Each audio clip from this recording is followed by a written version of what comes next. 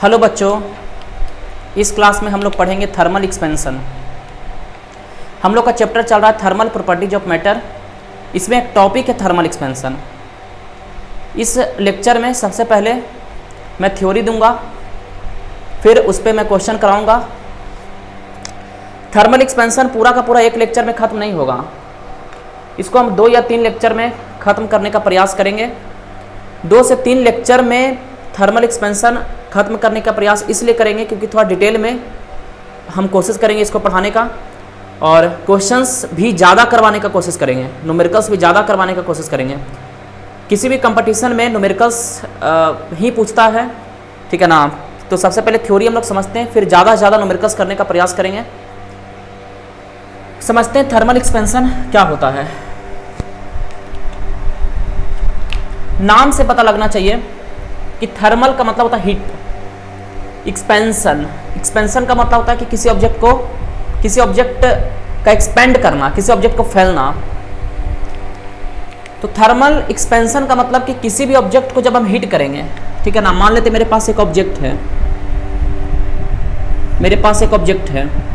इस ऑब्जेक्ट को मैं हीट करूंगा, इस ऑब्जेक्ट को मैं हीट कर रहा हूं। जैसे ही मैं इस ऑब्जेक्ट को हीट करूंगा, ये ऑब्जेक्ट एक्सपेंड करेगा, ये ऑब्जेक्ट का साइज कुछ इंक्रीज करेगा, एक्सपेंड कर जाएगा। ये इसी को बोलते हैं थर्मल एक्सपेंशन, हीट करने पर, ठीक है ना। और इससे पहले जो लेक्चर था उसमें मैं डिस्कस किया था हीट क्या होता है, टेम्परेचर क्या होता है, ठीक है ना। वो बेसिक वीडियो था हीट का। अगर आप उसको नहीं देखें तो सबसे पहले उस लेक्चर 1 को आप देख लें, तो लेक्चर 2 आपको समझ में आएगा। क्योंकि लेक्चर 1 में मैं डिस्कस किया हूँ कि हीट क्या होता है, टेम्परेचर क्या होता है, टेम्परेचर स्केल क्या होता है, ठीक है ना। एक स्केल से दूसरा स्केल में कन्वर्ट कैसे करते हैं, तो ये सब बात जरूरी है, ठीक है ना। तो उसको थोड़ा लेक्चर 1 को आप देख लें तो थोड़ा एक अच्छा समझ में आ जाएगा, दिमाग में बैठ जाएगा कॉन्सेप्ट कि हीट क्या होता है, टेम्परेचर क्या होता है। क्योंकि इस पूरा चैप्टर को पढ़ेंगे, पूरा चैप्टर है हीट। अगर आपको हीट ही नहीं पता है क्या होता है, टेम्परेचर ही नहीं पता आपको क्या होता है, तो फिर आपको अगर हम पढ़ाते भी चल जाए लेकिन वो एक फील नहीं आ पाएगा आपको, ठीक है ना। तो इस कारण पहला लेक्चर को देखें, वहाँ पे आपको हीट एंड टेम्परेचर समझ में आएगा। तो ये थर्मल एक्सपेंशन का मतलब बताएं कि थर्मल का मतलब होता है हीट, एक्सपेंशन का मतलब होता है एक्सपेंड करना, मतलब फैलना। तो किसी ऑब्जेक्ट को जब हम हीट करेंगे ना, तब वो ऑब्जेक्ट एक्सपेंड करेगा, फैलेगा। तो इसी घटना को, इसी चीज़ को हम लोग बोलते हैं, थर्मल एक्सपेंशन। थर्मल एक्सपेंशन पूरा डिटेल में हम बात करेंगे। थर्मल एक्सपेंशन का एप्लीकेशन का भी बात करेंगे हम लोग।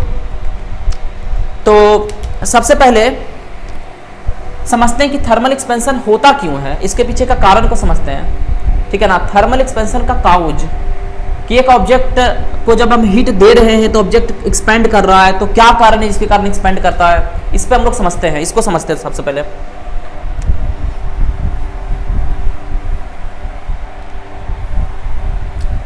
ये सब बात आपको मालूम होगा कि जैसे मान लेते हैं कि एक ऑब्जेक्ट है, ठीक है ना। जैसे एक ऑब्जेक्ट है तो ऑब्जेक्ट में एटम होता है, ठीक है ना। एटम से मिलकर बनता है ऑब्जेक्ट।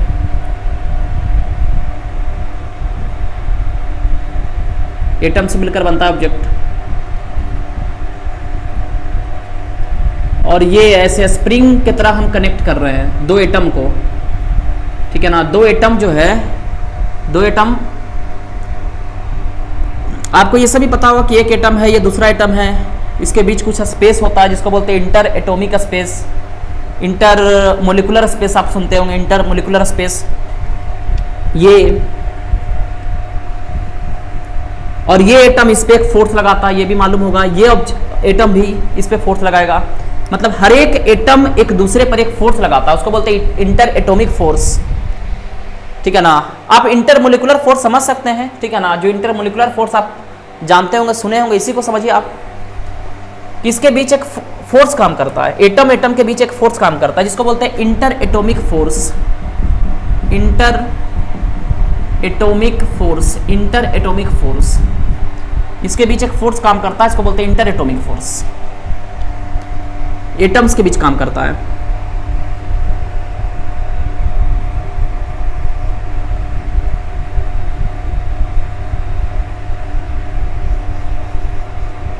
इस प्रकार से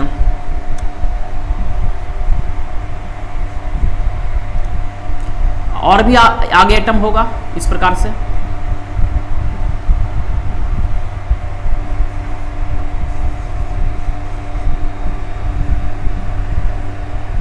आगे और भी एटम होगा।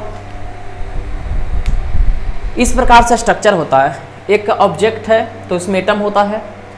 दो एटम के बीच का जो स्प्रिंग लाइक स्ट्रक्चर ये क्या है, ऐसा क्यों हम दिए हैं?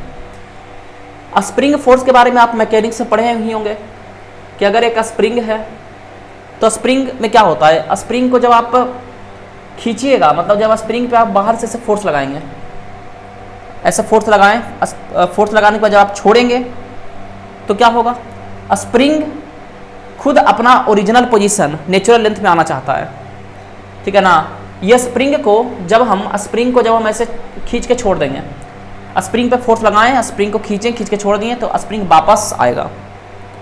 या फिर स्प्रिंग को जब पुल करेंगे, एक तो स्प्रिंग को पुश किए, सेकेंड स्प्रिंग को पुल करना है, ठीक है ना, स्प्रिंग को पुल करना है एक फोर्स से, ठीक है ना। स्प्रिंग को पुल किए तो फिर जब फोर्स हटाएंगे तो वापस स्प्रिंग अपना नेचुरल लेंथ में आना चाहता है। तो स्प्रिंग पे जो फोर्स का स्प्रिंग में जो फोर्स का डायरेक्शन होता है दोनों तरफ होता है। स्प्रिंग को ऐसे पुश करेंगे तो भी अपना नेचुरल लेंथ में आना चाहता है, आना चाहेगा वापस। जब स्प्रिंग को मतलब पुल करेंगे खींचेंगे स्प्रिंग को तब भी आना चाहेगा, और जब पुश करेंगे तब भी वापस आना चाहेगा फोर्स हटाने पर। इसी प्रकार का कुछ फोर्स लगता है एटम में। एटम में क्या होता है ना कि एटम के बारे में आप जानते होंगे, एटम के बारे में आप इलास्टिसिटी वगैरह में या ये सब आप पढ़े होंगे या फिर कहीं और आप पढ़े होंगे कि ये एटम फिक्स नहीं होता है, ठीक है ना। ये एटम भी मूव करता रहेगा, ये एटम भी मूव करता रहेगा, ये एटम भी मूव करता है, ठीक है ना। एटम ऐसा नहीं कि मतलब अपना पोजीशन पे बैठा हुआ है। अगर हम बोलें कि एक एटम का ये पोजीशन है, इस एटम का ये पोजीशन है, इस एटम का ये पोजीशन है, तो इसका मतलब ये नहीं है कि ये मतलब यहाँ पे बैठा हुआ रहेगा। आप लोग ऐसा पढ़ते होंगे कि एक सबस्टांस है, उसके अंदर जो एटम्स हैं, अगर क्वेश्चन में करूं कि अगर एक सबस्टांस है उसके अंदर एक एटम है तो वो एटम रेस्ट में रहेगा या वो एटम मोशन में रहता है, मूव करता है, तो आप बोलेंगे कि एटम्स रेस्ट में नहीं रहेगा, एटम्स मूव करता है। तो एटम मूव करता है इसका क्या मतलब है? हम कहते हैं कि एटम मूव करता है, इसका क्या मतलब है? इसका मतलब ये है कि अगर जब एटम मूव करता है तो हम ये कैसे फिगर बना दिए कि ये एटम का ये पोजीशन है, इस एटम का ये पोजीशन है, इसके बीच एक फिक्स स्पेस है, डिस्टेंस है, दो एटम के बीच एक फिक्स डिस्टेंस होता है जिसको हम कुछ R0 बोल दिए, ठीक है ना। ये हम कैसे कह सकते हैं? रियल में क्या होता है ना, रियल में क्या होता है कि ये एटम या ये एटम या कोई भी एटम है तो वो रैंडमली मूव करता है, वो मोशन करता है, और वो तीन प्रकार का मोशन करता है। वो ट्रांसलेटरी मोशन भी करता है, वो स्ट्रेट लाइन वाला मोशन भी करता है, वो रोल भी करता है, रोलिंग मोशन भी करता है, साथ में वो वाइब्रेटरी मोशन भी करता है जिसको ऑसिलेटरी मोशन करते हैं। तो ये एटम तीन प्रकार का मोशन कर रहा है, ये एटम भी तीन प्रकार का मोशन करता है, मतलब ये रोलिंग भी कर रहा है, ट्रांसलेशनल मोशन भी कर रहा है, साथ में वाइब्रेट भी कर रहा है। तो एक सबस्टांस के अंदर जो एटम होता है ये तीन प्रकार का मोशन करता है। तो जब ये रेस्ट में रहता नहीं है तो इसका पोजीशन कैसे हम फिक्स करनी है कि इस एटम का ये पोजीशन है, इस एटम का ये पोजीशन है, इस एटम का ये पोजीशन है। इसको थोड़ा हम डिटेल में आपको समझाने का कोशिश करते हैं। अगर मैं आपसे बोलूं कि आप कहाँ रहते हैं तो आप बोलिएगा हम घर में रहते हैं। अगर मैं आपसे पूछूं कि आप कहाँ रहते हैं तो आप बोलिएगा कि मैं घर में रहता हूं। लेकिन कभी आप हमको रोड पर चलते हुए नजर आ गए, ठीक है ना, आप रोड पे चलते नजर आए, मैं बोला कि आप तो घर में, तुम तो घर में रहता है जी, तुम रोड पे कैसे है? तो तुम बोलेगा सर अभी रोड पर है लेकिन रहते घर में है, कुछ काम था तो हम रोड पर निकले हैं, फिर वापस घर चल जाएंगे। फिर कुछ समय बाद तुम स्कूल में मिला, ठीक है ना, हम तुमसे पूछे तुम कहाँ रहता है, तुम बोला हम तो घर में रहते हैं। तो हम पूछे तुम स्कूल में क्या कर रहा है, तो तुम बोला सर स्कूल तो पढ़ने के लिए आते हैं लेकिन रहते घर में हैं। फिर कल तुम पार्क में दिख गया तो हम पूछे कि तुम पार्क में क्या कर रहा है, तुम तो बोला हम घर में रहते हैं। तुम बोला सर रहते हम घर में ही हैं रहते घर में ही हैं, लेकिन अभी हम पार्क आए हैं एक्सरसाइज करने के लिए। तो अगर ऐसा नहीं कि तुम पार्क में बैठा था तो तुम पार्क में रह रहा है, यदि तुम स्कूल में था तो तुम स्कूल में रह रहा है, या फिर तुम रोड पर, हमने तुमको देखा तो तुम रोड पर रह रहा है, ऐसा नहीं है। तुम्हारा क्या पोजीशन है? तुम्हारा जो फिक्स पोजीशन है वो घर है। इसका मतलब ये नहीं है कि तुम हमेशा दिन भर घर में बैठा हुआ है। तुम घर से निकलता है, कभी स्कूल जाता है, तुम घर से निकलता है, कभी ट्यूशन जाता है, तुम घर से निकलकर कभी पार्क जाता है, तुम घर से निकलकर कभी मार्केट जाता है। मतलब तुम मोशन कर रहा है। तुम अगर एटम मान लो, ठीक है ना, अपने आप को एटम मानो। अभी हम एग्जांपल दे रहे हैं जिसमें, ठीक है ना, तुमको एटम मान रहे हैं। अगर तुम एटम है, ठीक है ना, तो तुम मोशन कर रहा है, तुम कभी स्कूल जा रहा है, तुम कभी घर जा रहा है, तुम कभी मार्केट जा रहा है, तुम कभी और किसी काम से जा रहा है, लेकिन वापस घूम फिर कर तुम कहाँ पे आ रहा है? तो घर पे आ रहा है। तो तुम्हारा एक फिक्स पोजीशन है, तुम मोशन में है, लेकिन फिर भी तुम्हारा एक फिक्स पोजीशन है। तुम्हारा दोस्त का भी एक फिक्स पोजीशन है। तुम्हारा दोस्त का घर तुम्हारे घर से मान लेते 100 मीटर दूर है, तो तुम्हारे पोजीशन में और तुम्हारे दोस्त के पोजीशन में 100 मीटर का डिस्टेंस है। लेकिन क्या हमेशा 100 मीटर का डिस्टेंस रहता है? नहीं। कभी तुम स्कूल में है और तुम्हारा दोस्त भी स्कूल में है, इसका मतलब तुम दोनों एकदम बहुत पास आ चुका है। कभी तुम चला गया मार्केट, ठीक है ना, और तुम्हारा दोस्त घर में है, तो डिस्टेंस बढ़ गया, तुम्हारा और तुम्हारे दोस्त के बीच का डिस्टेंस बढ़ गया। लेकिन ऐसा नहीं है। हम बोलते हैं कि तुम्हारा जो एवरेज पोजीशन, एवरेज का मतलब फिक्स पोजीशन, मतलब घूम फिर के तुम कहाँ पे आएगा? तो घर पे आएगा। तुम्हारा दोस्त भी घूम फिर के कहाँ पे आएगा? घर पे आएगा। तो तुम्हारे घर से उसके घर का डिस्टेंस कितना है? इसी प्रकार से होता है ये इस एटम में। ये एटम भी क्या होगा? ये एटम भी, ठीक है ना, मोशन करेगा, ठीक है ना, ये एटम मोशन करेगा, कभी इधर जाएगा, कभी इधर जाएगा, कहीं भी जाएगा, लेकिन घूम फिर कर, ठीक है ना, अपना घर पे आएगा, मतलब इस पोजीशन पे आएगा। ये एटम भी घूम फिर कर यहाँ पे आएगा, ठीक है ना, इधर मोशन करेगा, इधर मोशन करेगा, इधर मोशन करेगा, कहीं भी मोशन करेगा, वापस यहाँ पे आएगा। तो एवरेज पोजीशन, इस एटम का एवरेज पोजीशन ये है, इसका एवरेज पोजीशन, इसका एवरेज पोजीशन, ये फिक्स होता है। इस एटम का और इस एटम का एवरेज पोजीशन, इसके बीच का जो डिस्टेंस है इंटर एटॉमिक डिस्टेंस बोलेंगे। इसके बीच एक फोर्स काम करेगा, इंटर एटॉमिक फोर्स बोलेंगे। तो होता क्या है ना कि जब हम हीट करते हैं किसी ऑब्जेक्ट को, अब हम समझते हैं हीट का बात। किसी ऑब्जेक्ट को जैसे हम हीट करना शुरू किए, किसी ऑब्जेक्ट को जब हीट करना शुरू करें, हीट करना मतलब टेम्परेचर को इंक्रीज करना। जैसे ही हम हीट करना शुरू किए, हीट करने से क्या होता है, ठीक है ना, आपको पता है कि हीट करेंगे मतलब टेम्परेचर इंक्रीज करेगा। और टेम्परेचर के बारे में आपको पता है कि टेम्परेचर मतलब टेम्परेचर इंक्रीज, मतलब टेम्परेचर इंक्रीज करना का क्या मतलब होता है? टेम्परेचर इंक्रीज करना का मतलब होता है कि काइनेटिक एनर्जी को इंक्रीज करना। टेम्परेचर इंक्रीज करना मतलब काइनेटिक एनर्जी का इंक्रीज करना। अगर मैं बोलूं कि इसका टेम्परेचर है 20 degree Celsius, temperature 20 degree Celsius है, मैं इसका टेम्परेचर इंक्रीज करा दूं और इसका टेम्परेचर कर दूं 30 डिग्री सेल्सियस, ठीक है ना, इसका मतलब मैंने काइनेटिक एनर्जी को इंक्रीज करा दिया।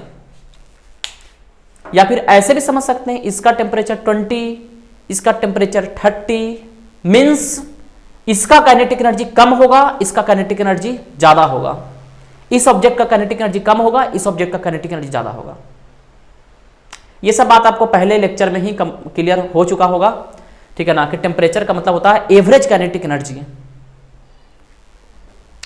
तो अगर मान लेते हैं कि इसको वापस आते इस पे, ठीक है ना, अगर इसको हम हीट करते हैं, इस पूरे ऑब्जेक्ट के अंदर का हम दिखाएं कि ऑब्जेक्ट में ऐसा होता है। इस ऑब्जेक्ट को हम हीट किए हैं मतलब टेम्परेचर इंक्रीज किए हैं, टेम्परेचर इंक्रीज किए हैं, टेम्परेचर को हम इंक्रीज किए मतलब कि काइनेटिक एनर्जी इंक्रीज किया। काइनेटिक एनर्जी इंक्रीज किया मीन्स वो अब ज्यादा तेजी से मोशन करेगा।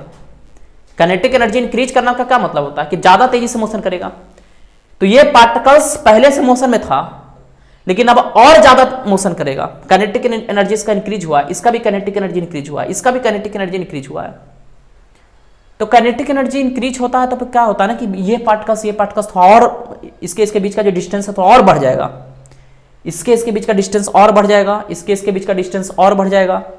जो इंटर एटॉमिक स्पेस होता है, डिस्टेंस होता है, वो इंक्रीज करता है, जिसके कारण लोग बोलते हैं कि फैल गया, एक्सपेंड कर गया। अब ऐसा क्यों करता है? देखो, कुछ बच्चा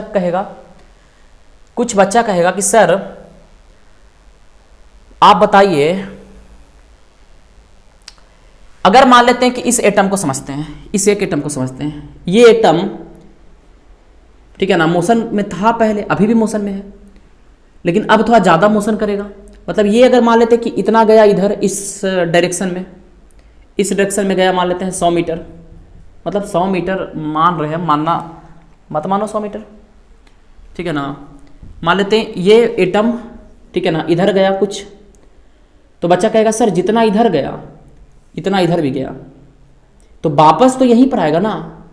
ये सिर्फ है कि पहले पहले क्या था, पहले था कि जैसे एक एटम था तो पहले इधर भी कम जाता था, इधर भी कम जाता था, ठीक है ना। पहले ये एटम इधर कम मोशन किया, यहाँ तक गया, फिर वापस आ गया, फिर यहाँ तक गया, वापस आ गया। अब क्या अंतर होगा, अब क्या डिफरेंस है कि ये एटम थोड़ा इसके पास एनर्जी ज़्यादा है, इसके पास काइनेटिक एनर्जी ज़्यादा है, तो ये एटम थोड़ा दूर तक जाएगा जब तक इसका एनर्जी खत्म नहीं होगा, मतलब इसका एनर्जी कमेगा नहीं।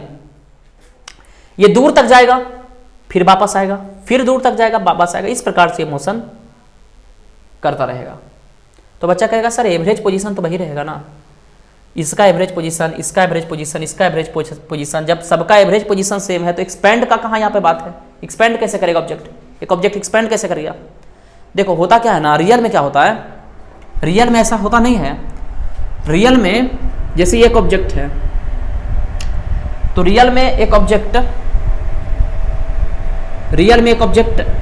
अगर इधर जितना जा रहा है ना उधर इतना नहीं जाता है, इधर ज़्यादा गया इस डायरेक्शन में, किसी एक डायरेक्शन में हम बात करते हैं, किसी एक डायरेक्शन में जितना गया इसके अपोजिट में उतना नहीं जाता है, कम जाता है। तो क्या होता ना कि इधर गए चल गया 60, इधर गया 10, तो इसका जो एवरेज पोजीशन हट के कुछ चेंज हो जाएगा, इसका एवरेज पोजीशन कुछ यहाँ आ जाएगा, इसका एवरेज पोजीशन भी कुछ चेंज हो जाएगा।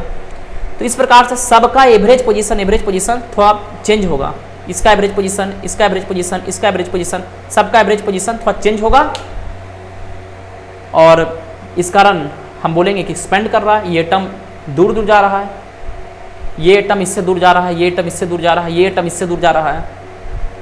तो हम कहते हैं इस प्रकार से एक्सपेंशन होता है, इस प्रकार से फैलता है ऑब्जेक्ट हिट करने पर। तब कहते हैं कि एक ऑब्जेक्ट को हिट करने पर ऑब्जेक्ट फैलता है, एक्सपेंड करता है। अब सुनो, या फिर ऐसे भी समझ सकते हो, ऐसे भी समझ सकते हो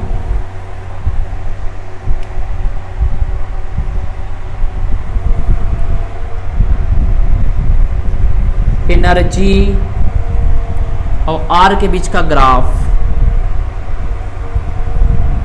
एनर्जी और आर के बीच का ग्राफ। यहां पर क्या होता है ना,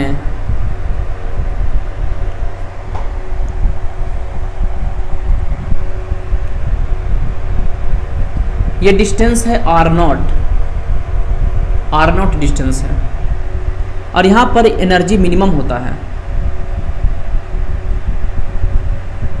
मिनिमम एनर्जी, यहां पे एनर्जी मिनिमम है।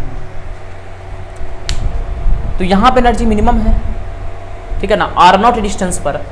देखो कोई भी ऑब्जेक्ट, कोई भी पार्टिकल्स, कोई भी एटम एकदम मिनिमम एनर्जी में रहना चाहता है, कोई भी पार्टिकल्स मिनिमम एनर्जी में रहना चाहता है। तो ये पार्टिकल्स का मिनिमम एनर्जी इस पोजीशन पर है, इस एटम का मिनिमम एनर्जी इस पोजीशन पर है, तो ये भी अपना मिनिमम एनर्जी में है, ये भी अपना मिनिमम एनर्जी में है, ठीक है ना। इसके बीच का डिस्टेंस R0 है, मिनिमम एनर्जी में रहना चाहता है, तो R0 पर एनर्जी मिनिमम होगा। अब यहां से मान लेते हैं कि अगर मान लेते हैं यहां से थोड़ा सा एनर्जी बढ़ाते हैं, ठीक है। मान लेते हैं कि यहाँ पे कुछ मान लेते हैं एनर्जी बढ़ाते, मान लेते हैं कुछ यहाँ पे आता है, ठीक है ना। यहाँ पे मान लेते हैं कि कुछ इस जगह पे आते हैं, एनर्जी कुछ बढ़ा है, कुछ मान लेते हैं एनर्जी पहले था कुछ -10 था, -8, -7, इस प्रकार से एनर्जी को हम बढ़ा रहे हैं।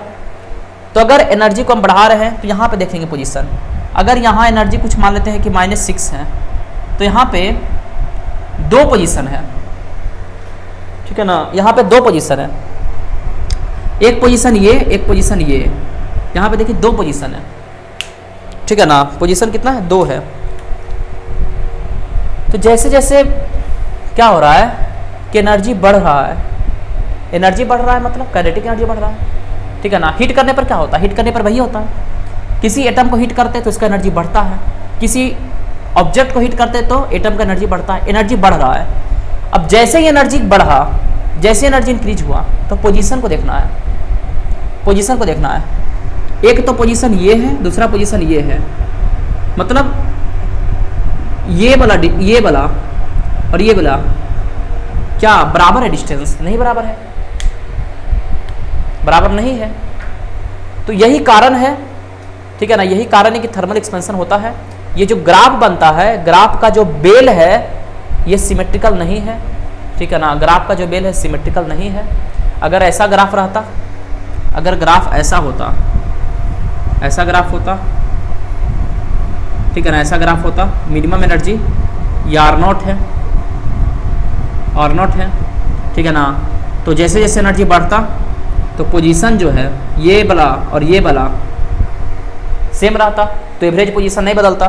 पहले पोजीशन यहाँ पे था, पहले एवरेज पोजीशन यहाँ पे था, तो अभी भी एवरेज पोजीशन यहीं पे रहता।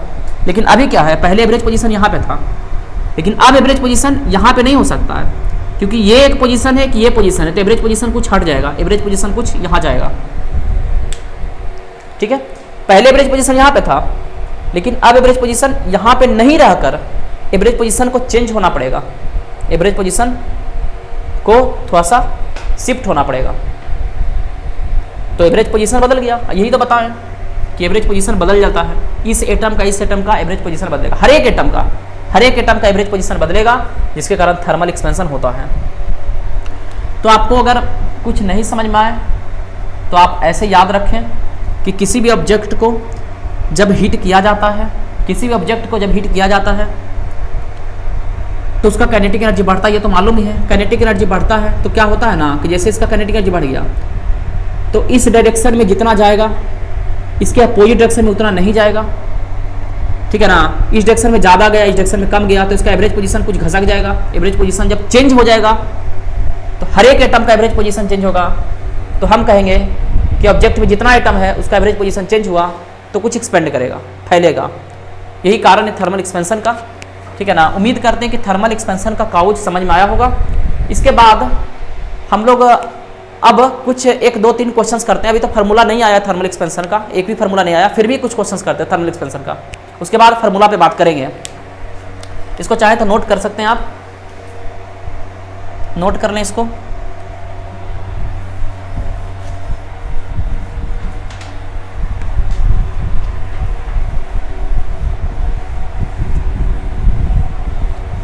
चलो देखो,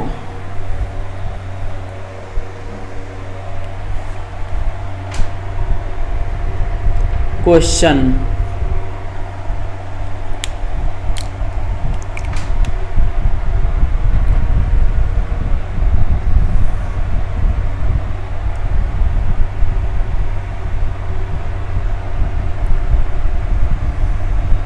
एक 2D ऑब्जेक्ट है, ठीक है ना, 2D ऑब्जेक्ट है, एक रेक्टेंगुलर प्लेट है, ठीक है।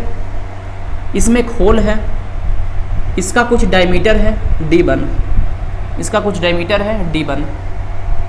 इसको हम हीट किए हैं, इस पूरे ऑब्जेक्ट को हीट किया गया, इस पूरे ऑब्जेक्ट को हीट किया गया, हीट, इस पूरे ऑब्जेक्ट को हीट किया गया। तो बताना है, ठीक है ना, कि ये जो डायमीटर है D1 वो इंक्रीज करेगा या डिक्रीज करेगा या फिर कुछ नहीं करेगा, रिमेन्स सेम, रिमेन्स सेम, ये आपको बताना है, ठीक है। ये क्वेश्चन है, इसको आपको बताना है। ये एक ऑब्जेक्ट है, इसको गर्म कर रहे हैं, हीट कर रहे हैं, तो ये जो डायमीटर है, ठीक है, ये डायमीटर इंक्रीज करेगा कि डिक्रीज करेगा या सेम रह जाएगा।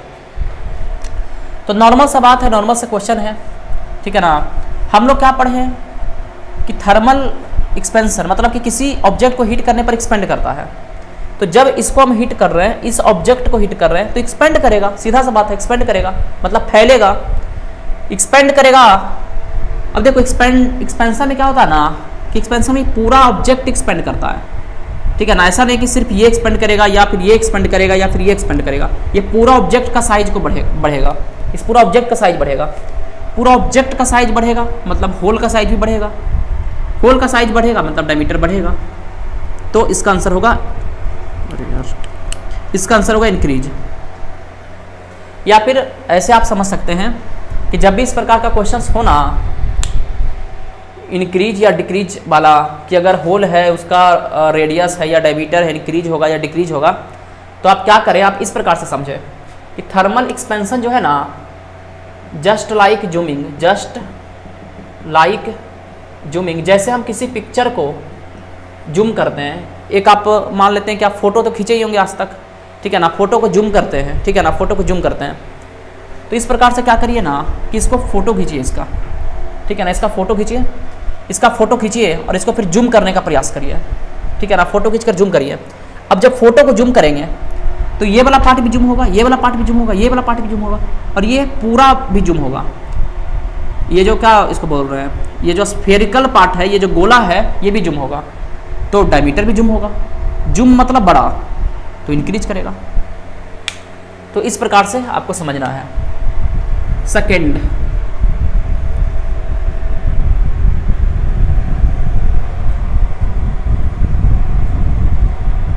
अगर मान लेते यहाँ पर एक होल है, इसका डायमीटर d1 है, यहाँ पे दूसरा होल है, इसका डायमीटर d2 है, ठीक है, ये मान लेते हैं a है, ये मान लेते हैं b है, ठीक है, a है b है, इसके बीच का जो डिस्टेंस है इसको हम r बोल देते हैं, ठीक है।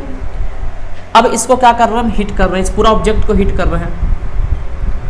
जब पूरा ऑब्जेक्ट को मैं हिट करूं, इस पूरा ऑब्जेक्ट को हम हिट कर दिए, तो इस पूरा ऑब्जेक्ट को हिट किए हैं, तो distance between A and B ये बताना है। Distance between A and B क्या बताना है, ठीक है ना, आपको बताना है कि distance between A and B क्या होगा, इंक्रीज करेगा कि डिक्रीज करेगा, ठीक है ना। क्वेश्चन है आपका कि distance between A and B, distance between A and B के बारे में बताना है। पहला ऑप्शन कि इंक्रीज करेगा, दूसरा ऑप्शन कि डिक्रीज करेगा और तीसरा ऑप्शन रिमेंस सेम, तीसरा ऑप्शन रिमेंस सेम, ठीक है ना। जल्दी से आंसर बताएं, ठीक है ना, इसका घटेगा, बढ़ेगा या सेम रहेगा। ओके, देखते हैं। कुछ बच्चा बोलेगा कि डिक्रीज करेगा, कुछ बच्चा ऐसा बोलता है कि डिक्रीज करेगा। उसको लगता है कि ये गोला का साइज इंक्रीज करेगा, इस गोला का साइज भी इंक्रीज करेगा, तो ये गोला बड़ा होगा, ये गोला बड़ा होगा, तो इसके बीच का जो डिस्टेंस है क्या होगा, कमेगा, ठीक है ना। ए और बी के बीच का डिस्टेंस क्या होगा, कमेगा। पर ऐसा नहीं होता है। हम क्या बताएं, मेरा बात को ध्यान से सुनो। किसी ऑब्जेक्ट को जब हम हीट करेंगे, ठीक है ना, किसी ऑब्जेक्ट को जब हम हीट करेंगे तो पूरा ऑब्जेक्ट एक्सपेंड करेगा, सिर्फ ये गोला या फिर ये गोला एक्सपेंड नहीं करेगा। मतलब ये पूरा जैसे जूम करते हैं, ठीक है ना, जूम करते हैं तो हर एक पार्ट इंक्रीज करता है, हर एक पार्ट का साइज इंक्रीज करता है, ठीक है ना। तो ये पूरा, इसका पूरा डायमेंशन, ठीक है ना, इंक्रीज करेगा, एक्सपेंड करेगा, ये पूरे बड़ा हो जाएगा। जब ये पूरा जो रेक्टेंगुलर सीट है, ये रेक्टेंगुलर सीट है, ये पूरा ही बड़ा होगा, तो ये गोला भी बड़ा होगा, ये गोला भी बड़ा होगा, इसके बीच का डिस्टेंस भी इंक्रीज करेगा, तो आंसर इंक्रीज करेगा। अगर आपको नहीं समझ में आता है तो आप क्या करिए कि मोबाइल लीजिए, इसका फ़ोटो खींचिए और फोटो खींचने के बाद इसको जूम करिए, और जूम करके देखिए ये गोला भी बड़ा होगा, ये गोला भी बड़ा होगा और ये डिस्टेंस भी बड़ा होगा, क्योंकि हम बता दिए थर्मल एक्सपेंशन तो जूम की तरह है। जूम करके आपको देख लेना, जूम करेंगे तो इसके बीच का डिस्टेंस घटेगा या बढ़ेगा, वही आंसर होगा, तो इंक्रीज करेगा। ओके, अब आगे बढ़ते हैं, आगे बढ़ते हैं नेक्स्ट क्वेश्चन की तरफ।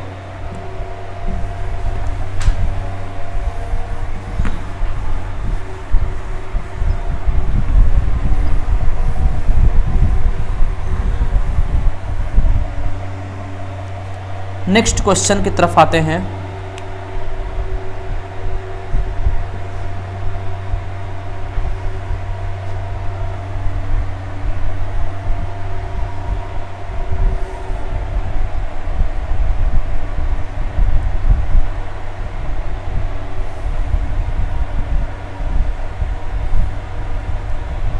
ये देखो, इसके बीच का डिस्टेंस मान लेते हैं d है, ठीक है। इसको हम हिट करते हैं, ठीक है ना, इसको हम हिट कर रहे हैं, हिट कर दिए। अब हिट करने पर बताना है पहला ऑप्शन, ठीक है ना। ये डिस्टेंस इस d के बारे में आपका क्या ख्याल है, इंक्रीज करेगा या डिक्रीज करेगा या रिमेंस सेम होगा, मतलब ना डिक्रीज करेगा ना इंक्रीज करेगा। बताओ जल्दी से क्या होगा, डिक्रीज करेगा कि इंक्रीज करेगा। तो सिंपल सा बात है, जूम करना है, फोटो खींचना है, जूम करना है। जूम करेंगे तो इस पूरे ऑब्जेक्ट को जूम करेंगे, बड़ा होगा, तो ये भी इंक्रीज करेगा, ये इंक्रीज करेगा, आंसर इंक्रीज होगा।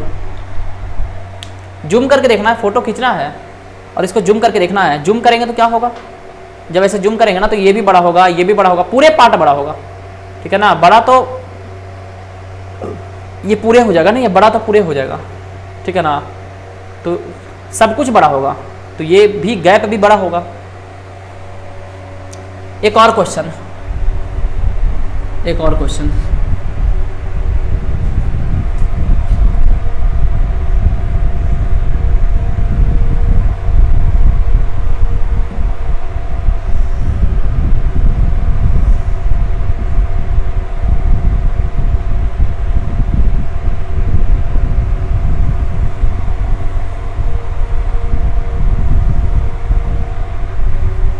ठीक है। ये मान लेते हैं डिस्टेंस, इस बार कुछ है मान लेते हैं, r मान लेते हैं, r। इस r के बारे में क्या ख्याल है आपका, ठीक है ना। ये डिस्टेंस क्या होगा, पहला ऑप्शन इंक्रीज, दूसरा ऑप्शन डिक्रीज, तीसरा option remains same, remains same. तो सिंपल सा है, जूम करके देखना है। फोटो खींचे होंगे आप लोग, जूम किए होंगे, ऐसे जूम किए होंगे, जूम किए होंगे, इसको जूम करेंगे, जूम करने पर क्या लगेगा, ये इंक्रीज कर रहा है, ठीक है ना। आप बोलेंगे कि इंक्रीज आंसर होगा, पर आंसर डिक्रीज होगा, ये गलत है, आंसर डिक्रीज होगा। क्यों होगा आंसर डिक्रीज? अब क्या यहाँ पर जूम वाला थ्योरी फेल हो गया? ये जूम वाला कॉन्सेप्ट जो बताएं कि जूम करना है, देखो जूम करना है, ऐसा नहीं कि जूम नहीं करना है, ठीक है ना, बिल्कुल सही बताए हैं। लेकिन ध्यान देने वाला बात क्या है ना कि अभी तक जो क्वेश्चंस कर रहे थे उसमें ऑब्जेक्ट एक ही था, ठीक है ना। ये एक सिंगल ऑब्जेक्ट है, पर ये एक डबल ऑब्जेक्ट है, ठीक है ना। ये एक अलग ऑब्जेक्ट है और ये एक अलग ऑब्जेक्ट है, ठीक है ना। तो दो अलग अलग ऑब्जेक्ट है, ठीक है ना। ये एक अलग ऑब्जेक्ट है, ऑब्जेक्ट 1, ये ऑब्जेक्ट 2 है। जब दो ऑब्जेक्ट रहे, ठीक है ना, तो देखो होगा क्या ना कि जब हिट होगा, ये भी हिट हुआ, ये भी हिट हुआ, तो ये अपना अलग एक्सपेंड करेगा, ये अलग एक्सपेंड करेगा और ये अलग एक्सपेंड करेगा। तो ये एक्सपेंड करेगा तो इसका लेंथ कुछ इंक्रीज करेगा, ऐसे ऐसे इंक्रीज करेगा। ये एक्सपेंड करेगा तो ऐसे एक्सपेंड करेगा, तो ये डिक्रीज करेगा, ठीक है ना, डिक्रीज करेगा। दो अलग अलग ऑब्जेक्ट रहे ना, तो फिर क्या करना ना है ना कि इसका अलग फोटो खींचना है, इसका अलग फोटो खींचना है और जूम करना है। ऐसा नहीं कि एक ही में दोनों को कर दिया, जूम किए, तो फिर तो लगेगा ऐसा कि ये इंक्रीज कर रहा है, पर ऐसा नहीं होगा, ठीक है ना। आप अलग अलग सोचे, इसमें दो अलग ऑब्जेक्ट है, अलग सोचे, इसको बिल्कुल अलग कर दें, ठीक है ना, तो ये अलग एक्सपेंड होगा। अब तो दिमाग में ऐसे भी कॉन्सेप्ट बैठ गया होगा, एक्सपेंड मतलब क्या होता है कि किसी ऑब्जेक्ट को जब हिट करेंगे तो पूरा का पूरा ऑब्जेक्ट फैलता है, एक पार्ट नहीं फैलता। ऐसा नहीं कि ये सिर्फ एक्सपेंड होगा, ये पूरा बड़ा होगा। ये पूरा बड़ा होगा मतलब क्या, ये पूरा बड़ा होता है, इसका मतलब, ठीक है ना।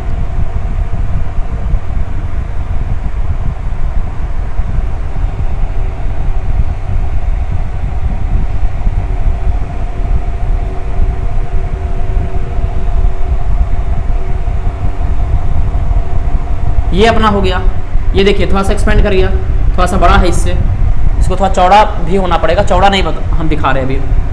फिर ये भी थोड़ा एक्सपेंड करेगा, ठीक है ना, ये भी थोड़ा एक्सपेंड करेगा।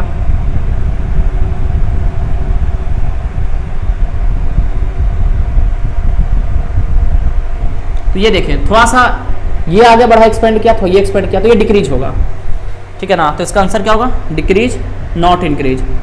तो इस प्रकार से आपको क्वेश्चंस को करना है, ठीक है ना। उम्मीद करते हैं कि थर्मल एक्सपेंशन आपको समझ में आ गया कि होता क्या है थर्मल एक्सपेंशन, ठीक है ना। अब करेंगे फार्मूला पे बात।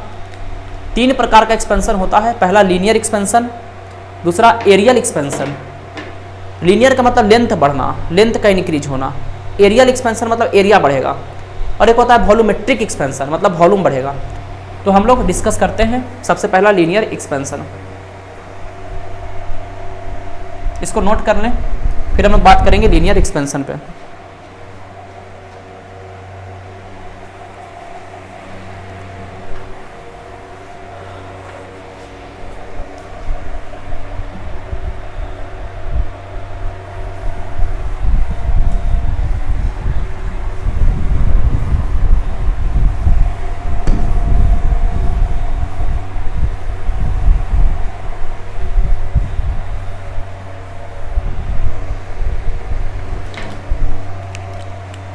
सबसे पहले हम लोग चलते हैं लीनियर एक्सपेंशन पे।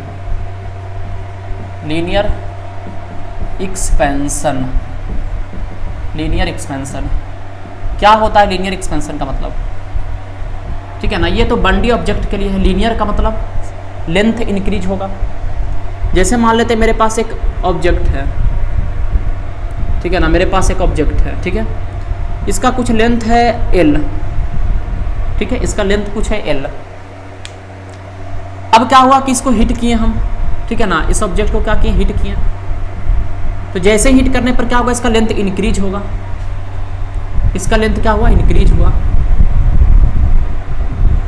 इसका लेंथ इंक्रीज हो गया, पहले l था, अब इसका लेंथ हो गया l प्लस डेल्टा l।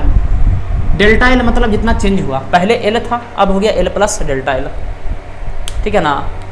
तो कितना चेंज हुआ? अगर हम आपसे बोलें कि एक 10 मीटर लंबा रड है, एक रड जिसका लेंथ 10 मीटर है, इसको जब हम हीट किए मतलब कि टेम्परेचर को चेंज किए। पहले टेम्परेचर 20 डिग्री सेल्सियस था, हीट करने के बाद टेम्परेचर हो गया 50 डिग्री सेल्सियस।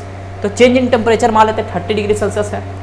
हमको लेंथ पता है, कितना चेंज इन टेम्परेचर ये पता है, तो हम क्या ये पता कर सकते हैं कि इसका लेंथ कितना इंक्रीज करेगा? तो यस, पता कर सकते हैं, ठीक है ना, पता कर सकते हैं। इसी चीज़ को देखते हैं, ठीक है ना, कि चेंज इन लेंथ जो है ना, ठीक है ना, चेंज इन लेंथ डिपेंड करता है। पहला तो डिपेंड करेगा, ठीक है ना, चेंज इन लेंथ डिपेंड करता है, चेंज इन लेंथ डिपेंड करता है। सबसे पहला डिपेंड करता है, सबसे पहला चेंज इन लेंथ डिपेंड करेगा किस पर? ओरिजिनल लेंथ पर। सबसे पहला डिपेंड करेगा ओरिजिनल लेंथ पर। दूसरा डिपेंड करता है चेंज इन टेम्परेचर पर, ठीक है ना, कि चेंज इन टेम्परेचर कितना है। अब यहाँ से क्या कर सकते हैं, इसको इक्वेशन फर्स्ट मान सकते हैं, इक्वेशन सेकंड मान सकते हैं, ठीक है ना, और from equation first and second से इसको फर्स्ट मान सकते हैं, सेकंड मान सकते हैं, या फिर हम डायरेक्ट ऐसे भी लिख सकते हैं, या मान ही लीजिए, ठीक है ना, फिर ऐसे लिख सकते हैं, delta L directly proportional to L delta T. तो डेल्टा एल डायरेक्टली प्रोपोर्शनल का साइन हटाएंगे, इक्वल टू लाएंगे, और अल्फा लाएंगे, एल लाएंगे, डेल्टा टी लाएंगे। ये फार्मूला बन गया। अल्फा क्या है? ये डायरेक्टली प्रोपोर्शनल का साइन हटाएंगे तो कांस्टेंट लाती है, कांस्टेंट है। अल्फा को बोलते हैं कोफिशिएंट ऑफ लीनियर एक्सपेंशन, इसको बोला जाता है coefficient of linear expansion, coefficient of linear expansion, ठीक है, कोफिशिएंट ऑफ लीनियर एक्सपेंशन,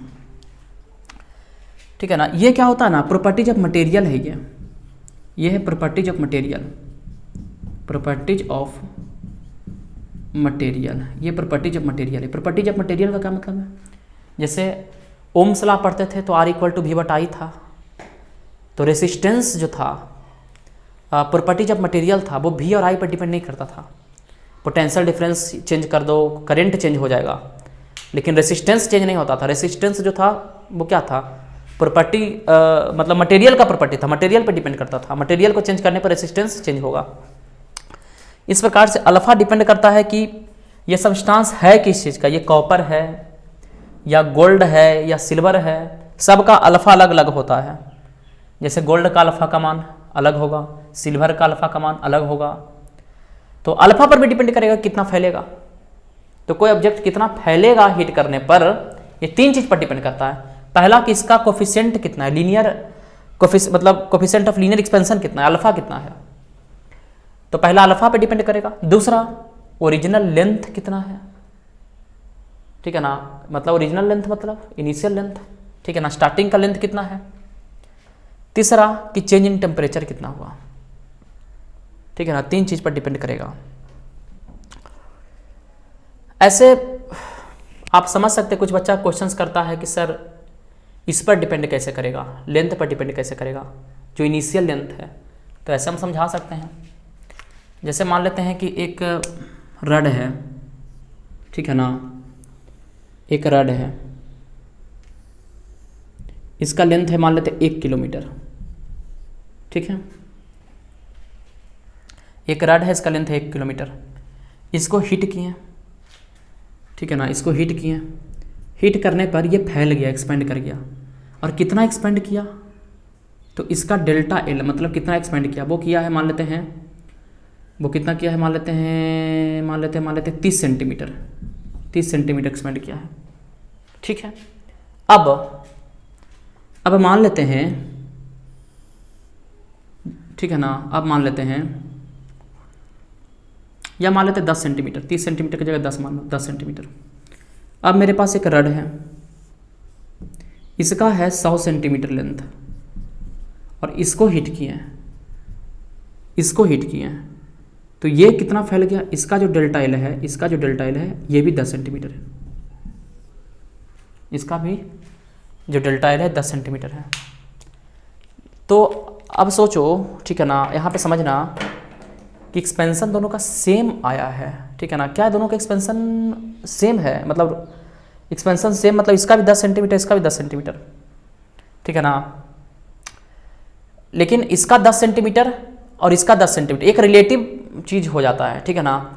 जैसे 1 किलोमीटर में 10 सेंटीमीटर फैलना, ठीक है ना, एक रड जिसका लेंथ है 1 किलोमीटर, एक रड जिसका लेंथ है 1 किलोमीटर, उसमें 10 सेंटीमीटर फैल गया है, एक्सपेंड कर गया है।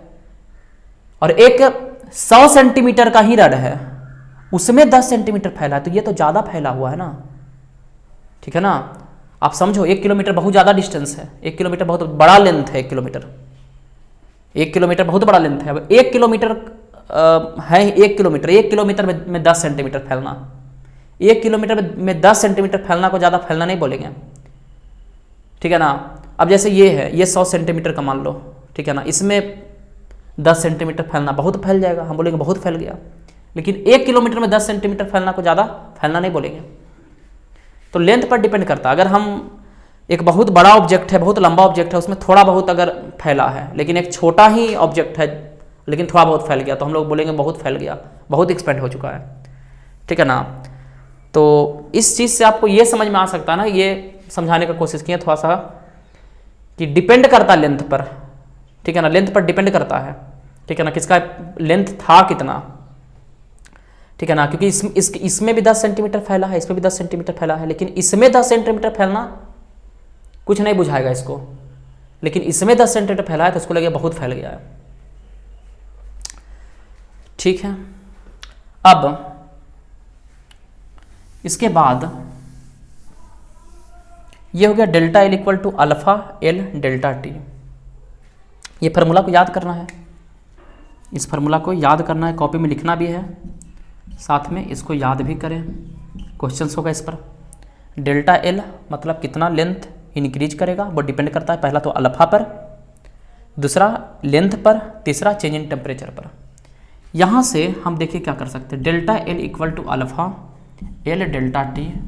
तो अल्फा इक्वल टू लिख सकते हैं, क्या लिख सकते हैं, ठीक है ना, अल्फा इक्वल टू लिख सकते हैं डेल्टा एल, ठीक है, एल और डेल्टा टी, ये अल्फा का फार्मूला हो जाएगा।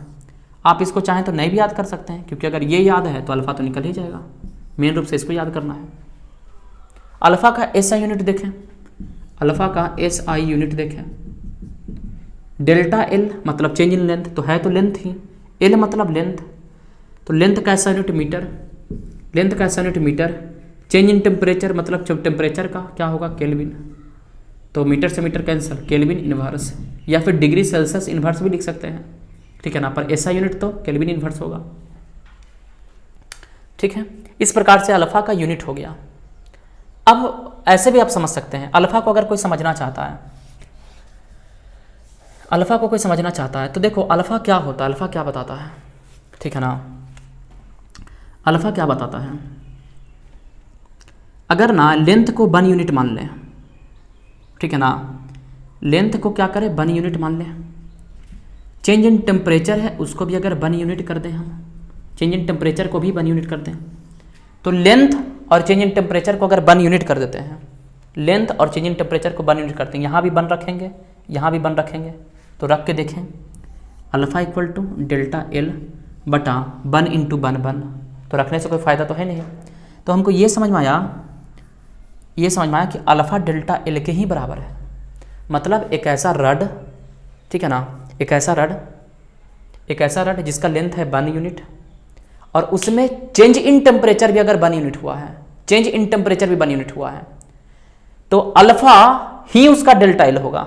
इसका अगर अल्फा पता है तो alpha he change in length होगा, जितना अल्फा है उतना ही लेंथ बढ़ेगा, उतना ही लेंथ इंक्रीज होगा, ठीक है ना। तो ये इस प्रकार से यहाँ पे डिफाइन कर सकते हैं अल्फा को समझ सकते हैं, ठीक है ना। तो कोई पूछे कि अल्फा क्या होता है तो आप समझा सकते हैं कि एक ऐसा रड जिसका लेंथ 1 यूनिट, एक ऐसा रड जिसका चेंज इन टेम्परेचर भी 1 यूनिट, तो अल्फा क्या है, डेल्टा एल ही अल्फा है, ठीक है, उस रड का डेल्टा एल ही अल्फा है, ठीक है। तो इस प्रकार से हम लोग पूरा कहानी को समझते हैं, लीनियर एक्सपेंशन का कहानी है ये, ठीक है ना, ये कहानी है लीनियर एक्सपेंशन का। अब हम लोग बात करेंगे एरियल एक्सपेंशन का, इसको नोट करें, फिर हम लोग समझते हैं एरियल एक्सपेंशन। ओके,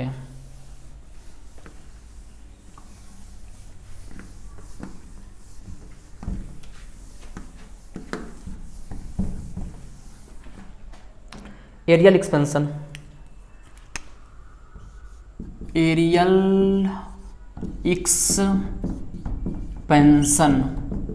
या किताब में लिखा रहता है सुपरफिशियल एक्सपेंशन, किताब में लिखा रहता है सुपरफिशियल एक्सपेंशन, मतलब ये 2D ऑब्जेक्ट के लिए है। एरिया का मतलब ही पता होना चाहिए, 2D ऑब्जेक्ट तो नॉर्मल है, मतलब कि चेंज इन एरिया, किसी ऑब्जेक्ट को हिट करेंगे तो उसका जो चेंज इन एरिया होगा डिपेंड करेगा, पहला तो मतलब जो इनिशियल एरिया है उस पर डिपेंड करेगा, दूसरा चेंज इन टेम्परेचर पर करेगा। तो delta A equal to, direct लिख सकते हैं, डायरेक्टली प्रोपोर्शन का साइन ऐसे लिखिए, ऐसे directly proportion to A delta T, तो delta A equal to directly proportional की जगह पर हम क्या लिख देंगे, बीटा लिखते हैं, बीटा ए डेल्टा टी। जैसे वहाँ पे अल्फा लिए थे यहाँ पे बीटा लेंगे, जैसे इससे पहले में अल्फा लिए थे यहाँ पे बीटा लेंगे, बस यही अंतर है, ये फार्मूला हो गया। Delta A equal to beta A delta T, delta A equal to beta A delta T. Beta क्या है, बीटा हो जाएगा coefficient of areal expansion, coefficient of areal expansion, बस यही है कोफिशिएंट ऑफ एरियल एक्सपेंशन, ठीक है ना, कोफिशिएंट ऑफ एरियल एक्सपेंशन। तो एकदम इजी है, नॉर्मल है, कोई बहुत बड़ा बात नहीं है। यहाँ से फिर बीटा का फार्मूला आप निकाल सकते हैं, ठीक है ना। बीटा इक्वल टू क्या हो जाएगा, delta A upon A delta T, ठीक है। एसआई यूनिट का अगर बात करें तो एसआई यूनिट भी आप देख सकते हैं सेम ही होगा, क्योंकि डेल्टा ए का मीटर स्क्वायर, इसका भी metre square cancel, delta T का क्या होगा केल्विन, तो केल्विन इनवर्स, ठीक है।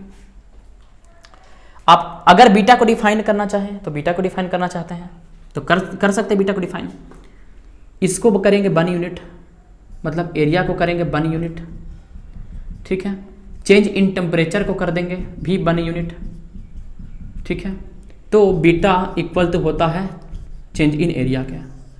क्या मतलब है इसका, इसका मतलब है कि मेरे पास एक ऐसा सीट है, मेरे पास एक ऐसा 2D ऑब्जेक्ट है, ठीक है ना, जिसका जो एरिया है 1 यूनिट है, उसमें चेंज इन टेम्परेचर भी 1 यूनिट है, ठीक है। एरिया भी 1 यूनिट, चेंज इन टेम्परेचर भी 1 यूनिट, ठीक है ना। तो उसका जो एक्सपेंशन होगा उसमें एरिया, उसका जो एरिया में चेंज होगा वो क्या होगा, तो वो बीटा के बराबर होगा।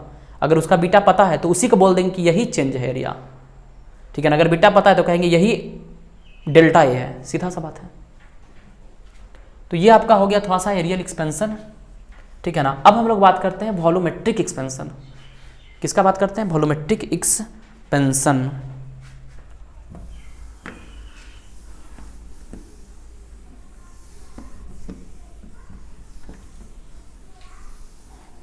फार्मूला को आपको याद रखना है मेन रूप से, फिर क्वेश्चंस होगा आपको। अभी हम लोग बात करते हैं वॉल्यूमेट्रिक एक्सपेंशन।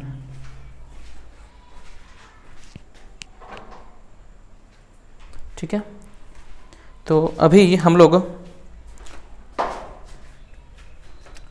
बात करने वाले हैं वॉल्यूमेट्रिक एक्सपेंशन। वॉल्यूमेट्रिक एक्सपेंशन अभी हम लोग बात करने वाले हैं वॉल्यूमेट्रिक एक्सपेंशन पे, ठीक है ना। वॉल्यूमेट्रिक एक्सपेंशन क्या होता है? मतलब वॉल्यूम में चेंज, सीधा सा बात है। लीनियर एक्सपेंशन लेंथ में चेंज, एरियल एक्सपेंशन एरिया में चेंज। तो वॉल्यूमेट्रिक एक्सपेंशन मतलब कि वॉल्यूम में चेंज। जब किसी ऑब्जेक्ट को हीट करेंगे तो वॉल्यूम में चेंज होगा, ठीक है ना।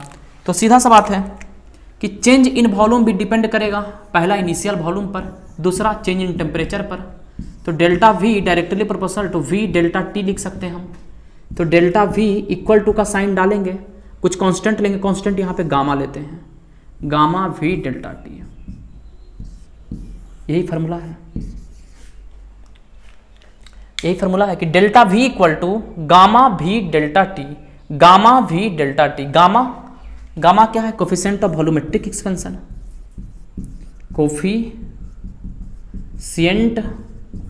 Of volumetric expansion, coefficient of volumetric expansion, coefficient of volumetric expansion gamma हो गया।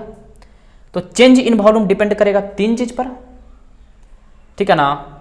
गामा पर, इनिशियल वॉल्यूम पर और चेंज इन टेम्परेचर पर। इसी प्रकार से चेंज इन लेंथ भी तो था, सारा फार्मूला लिख देते हैं।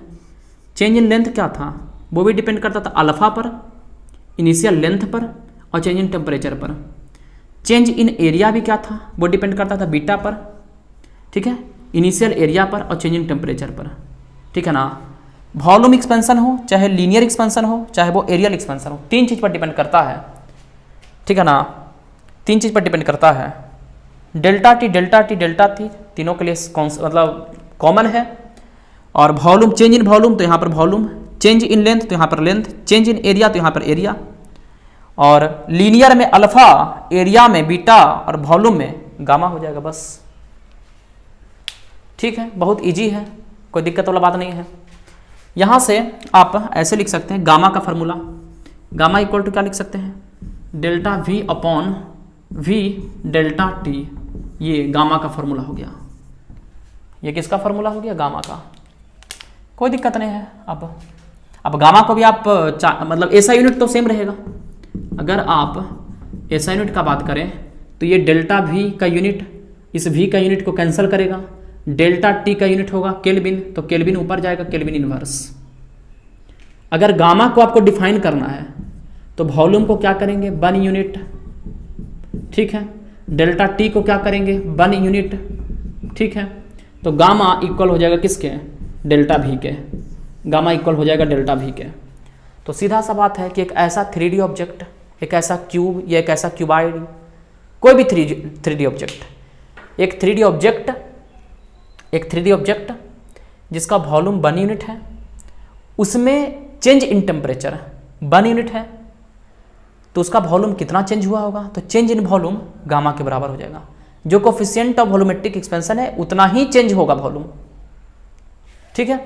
तो इस प्रकार से एकदम नॉर्मल सा चीज़ है। इस 3 फार्मूला को, फर्स्ट, ठीक है ना, सेकंड और ये थर्ड फार्मूला को आपको याद रखना है ताकि क्वेश्चंस को कर सकें, ठीक है ना। एक और चीज़ हम डिस्कस करते हैं।